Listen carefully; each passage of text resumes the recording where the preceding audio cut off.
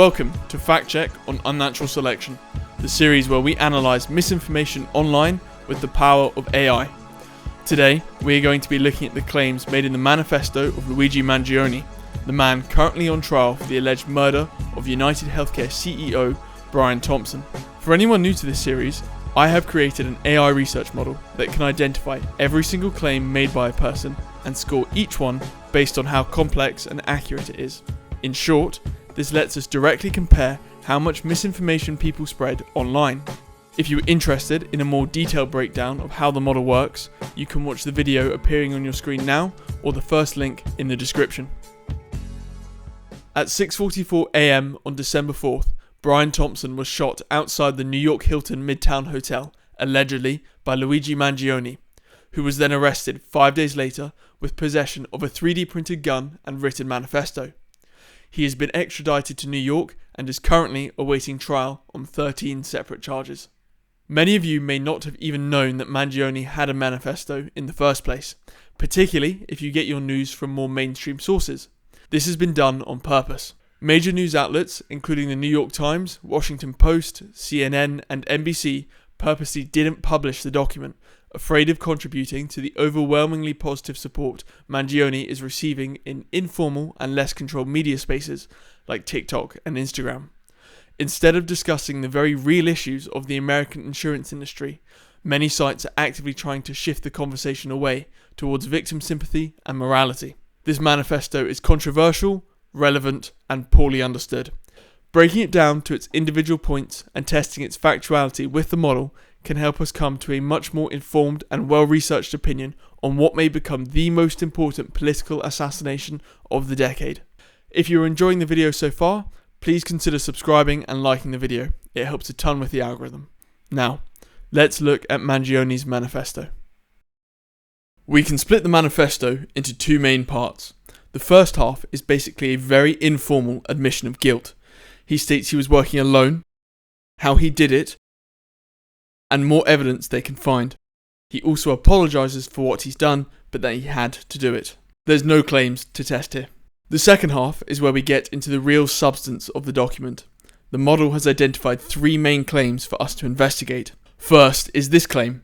The US has the number one most expensive healthcare system in the world, yet we rank roughly number 42 in life expectancy. Both figures here are entirely accurate and received a perfect model score of 1.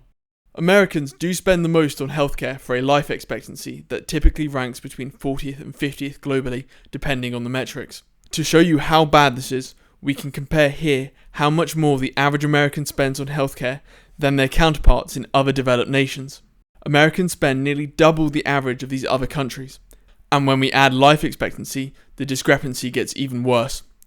A reasonable defense of this spending, not the life expectancy, is that the US is the largest economy in the world. Of course they're going to spend more. Americans on average are much wealthier. This is a good point. So, instead we can look at percentage of GDP spent on healthcare. Doing this, America still spends significantly more at around 17% of GDP, compared to our average of these countries on screen of 11%. Again, for a life expectancy of 5 years less. Mangione is entirely correct about how bad this data really is for Americans, but he is oversimplifying this a lot. Healthcare isn't the only factor in life expectancy, even when looking at just these developed countries.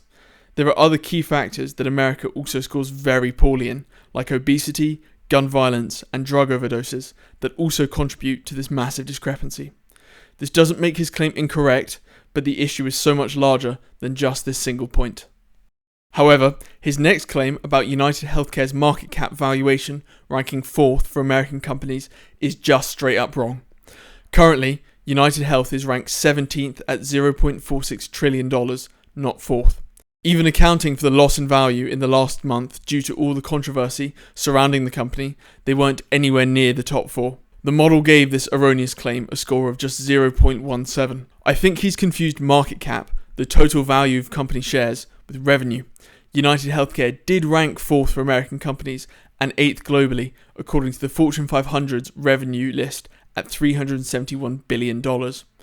While his general point of the extreme financial wealth of Unitedhealthcare is still supported, this is a very simple and poor mistake to make in your alleged manifesto to justify killing someone. The final point the model identified, it has grown and grown, but has our life expectancy? No, is similar to his first point. He is correct that Unitedhealthcare's value has increased massively in recent years, and that American life expectancy increase has stagnated. This is again generally correct, but is an even greater oversimplification and misunderstanding of the data, getting a score of 0.68 from the model. Firstly, life expectancy and company share price exist in completely different systems. Because healthcare is only one of hundreds of factors that determine how long people generally live, to expect life expectancy to match associated financial growth is simply wrong. If Unitedhealthcare went bust tomorrow, Wall Street crash style, you wouldn't expect life expectancy to dive down from 77 to 35. You can't demand such a strong correlation from two massively complex and somewhat unrelated systems. Secondly, across all developed countries, life expectancy has been plateauing, not just in America. We can see this same pattern in countries renowned for excellent healthcare: Japan, Canada, and Germany. Most of this is due to life expectancy approaching the natural limit of the human body with our current medical technology, not healthcare claim denial. Expecting a continued rate of growth seen in the 20th century simply isn't possible. Even if American healthcare became perfect overnight, life expectancy would still plateau, just at a higher number than it currently is. The manifesto ends by continuing this idea with a vague statement about insurance companies being too powerful and abusing Americans. While academics may generally agree with this statement, it's just way too vague for the model to look at, a theme of his we'll bring up later. He then references authors Elizabeth Rosenthal and Michael Moore, both having written books on the subject of insurance corruption. So, what should we make of his manifesto? If I'm being harsh, this honestly isn't too different from the quality of argument you find in the comments section of a social media post. One of the better ones for sure, although it's not exactly a high bar. He only gives us 3 real statements of substance and a vague platitude about evil megacorporations. Only one claim is entirely correct, one is completely incorrect, and the other is kind of correct but doesn't really make sense. This is okay for a TikTok comment, but is unbelievably low quality for an alleged assassination manifesto. You have to remember, this mixed bag of claims is the only reason he is publicly communicated for allegedly murdering a person. His overall model score for the 3 claims was only 0.6. I don't want to compare him against other videos in this series, as 3 claims isn't really enough to produce an accurate score. But 0.6 isn't much better than Flat Earth Dave, our resident lying content creator baseline. Now, I'm definitely not defending the US healthcare system.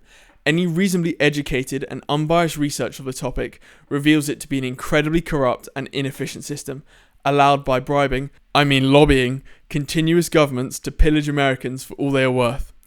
To be fair, Mangione does admit the issues are more complex than made out in his manifesto, and that he defers this kind of high-level engagement to others.